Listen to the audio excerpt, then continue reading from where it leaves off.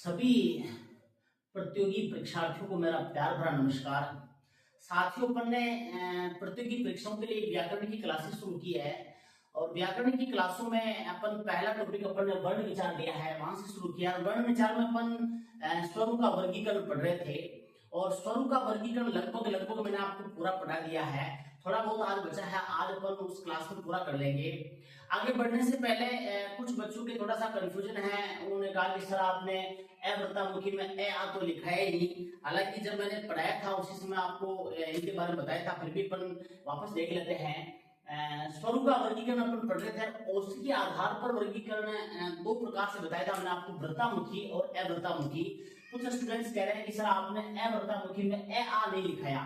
तो जब मैंने औष्ठ के आधार पर वृत्तामुखी पढ़ाया था उस समय कहा था कि जब अपन बोलते हैं तो अपने ओटू की आकृति अगर वृत्त के समान हो तो वो वृत्तामुखी है, और जब वृत्त के समान नहीं हो तो वो अवृत्तामुखी है। हो सकता है किसी भी क्लास में ए आ नहीं लिखा है, फिर भी अपने को दिमाग लगाना है कि अवृत्तामुखी कौन से हो सकते हैं। जैसे मैं उ उ ओ औ बोल रहा हूं तो निश्चित रूप से मैं अपने ओठ वृत्त के जैसे हो रहे हैं, तो ये वृत्तामुखी है। इनके अलावा जो छूट गया है वो सब अवृत्तामुखी में आएंगे, जैसे ए आ ई री ए आई ओ औ।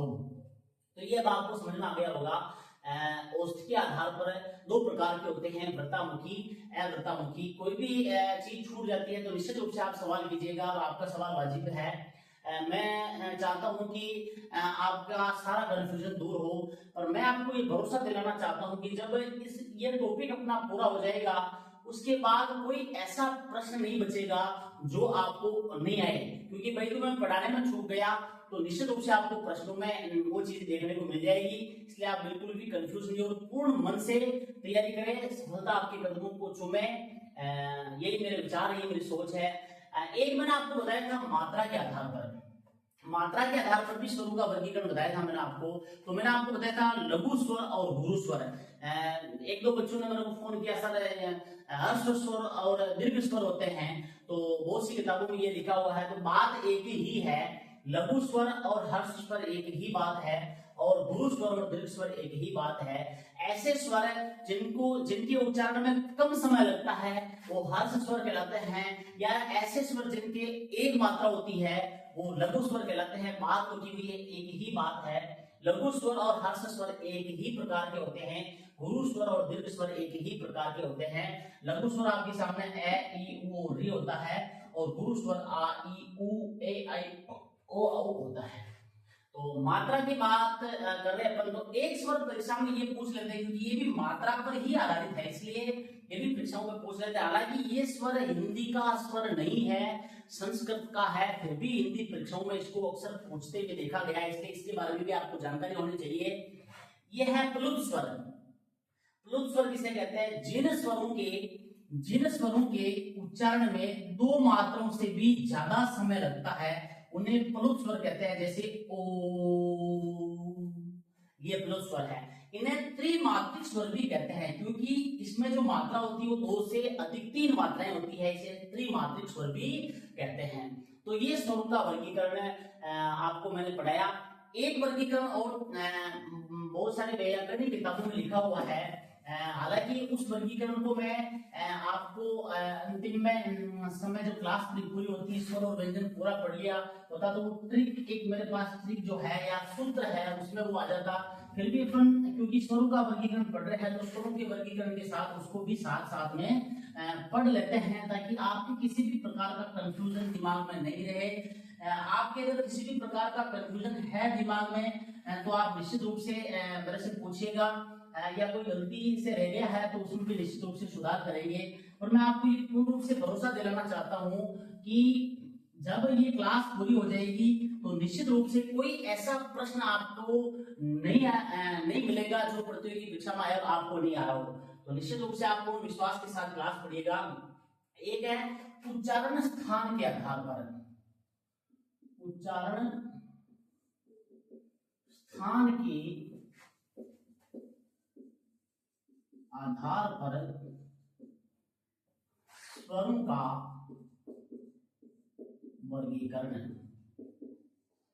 कुछ व्याकरणिक किताबों में ये भी लिखा हुआ है और यहां से भी परीक्षा में प्रश्न सकते हैं। तो इसके बारे में अपन समझ लेते हैं कि उच्चारण स्थान के आधार पर, जैसे अपन स्वरों को बोलते हैं तो उनका उच्चारण किस स्थान से हो रहा है, जैसे यहाँ से गले से, कंठ से हो रहा है, तालु से हो रहा है, ऐसे ऐसे उस आधार पर ये वर्गीकरण किया गया है। तो परीक्षाओं में डायरेक्ट ये पूछ रहे कि कंठे कौन सा, कंठे स्वर कौन सा है, तालव्य स्वर कौन सा है, या तालु कंठे स्वर कौन सा है, तो वहां से प्रश्न बनने के चांसेस होते हैं। तो अपन ये इस चीज को देख लेते हैं। तो उच्चारण स्थान के आधार पर, तो इसमें पहला जो स्वर है वो है कंठे स्वर। कंठे स्वर ये कौन से हैं, ये है ए और आ, ये कंठे स्वर है, ध्यान रखना है। ए और आ कौन से स्वर है, कंठे स्वर है। दूसरा है तालव्य स्वर, तालव्य स्वर, तो ई और ई आपके तालव्य स्वर है।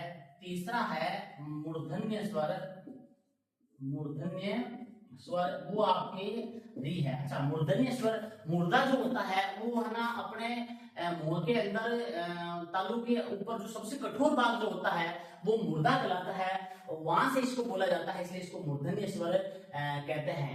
तो ये उच्चारण स्थान के आधार पर कंठे स्वर ए और आ होंगे, तालव्य स्वर ई और ई होंगे, और मूर्धन्य स्वर आपके री होगा। अगला जो आपके हैं वो है ओष्ठे, और ये आपके अगला जो है इसमें ओष्ठे, ये मैंने आपको पहले पढ़ ही लिया है। ओष्ठे स्वर ये आते हैं उ और उ, ये दोनों आपके क्या कहलाएंगे, ओष्ठे स्वर। अगला इसमें जो है वो है तालु कंठे। तालु कंठे का मतलब ऐसे स्वर जो तालु और कंठ के साथ भी बोले जाते हैं, मतलब तालु कंठे कहते हैं। वो है तालु कंठे स्वर, तालु कंठे स्वर वो है आपकी ए और आई। इसके अलावा एक और है कंठोष्ठे, यानी कंठ प्लस ओष्ठ, कंठोष्ठे, कंठोष्ठे स्वर जो कंठ प्लस ओष्ठ के सहयोग से बोले जाते हैं, कंठ प्लस ओष्ठ से, और वो है ओ और औ। इस प्रकार ये उच्चारण स्थान के आधार पर इनको 6 भागों में बांटा गया है। कंठे स्वर ए और आ, तालव्य स्वर ई और ई, मूर्धन्य स्वर री, और आपके ओष्ठे स्वर ये उ और उ, और तालु कंठे स्वर आपके ए आई, और कंठोष्ठे स्वर है ओ औ। हालांकि मैं आपको लास्ट में सूत्र लिखूंगा जिससे आपको कंठस्थ याद हो जाएंगे। अब आप अपनी क्लास जो स्वरों का वर्गीकरण है वो पूर्ण रूप से खत्म हो गया, स्वरों का वर्गीकरण। अगली क्लास में अपन व्यंजन पढ़ेंगे, व्यंजन किसे कहते हैं, व्यंजनों का वर्गीकरण पढ़ेंगे।